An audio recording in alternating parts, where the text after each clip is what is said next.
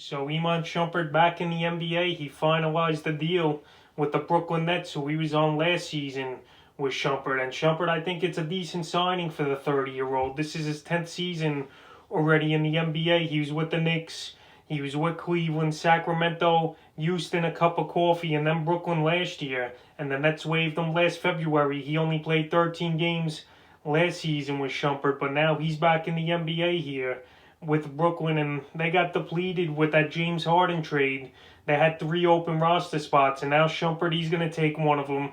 I don't think he's going to play many minutes out of the gate, is Shumpert, but we'll see what he could do. Last season, he only averaged 4.2 points a game, 2.6 rebounds, zero point 0.9 assists, 32% from the field, so the struggles were real shooting the basketball for Shumpert. But last season, the Nets, they had tons of injuries, and then with the season shortened a little because of the pandemic, Shumpert, he got cut from Brooklyn, but now he goes back to Brooklyn. It's a minimum deal, 1 year, and I think he's going to play 10 or 15 minutes, possibly a game for this team.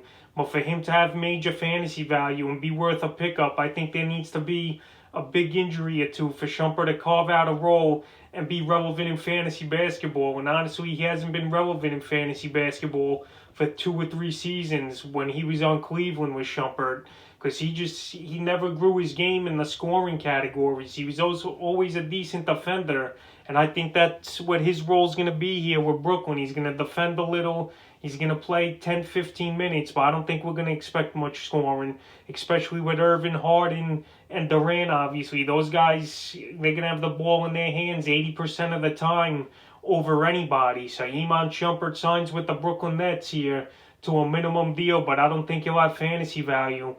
Fantasy owners got to take a wait-and-see approach here with Shumpert.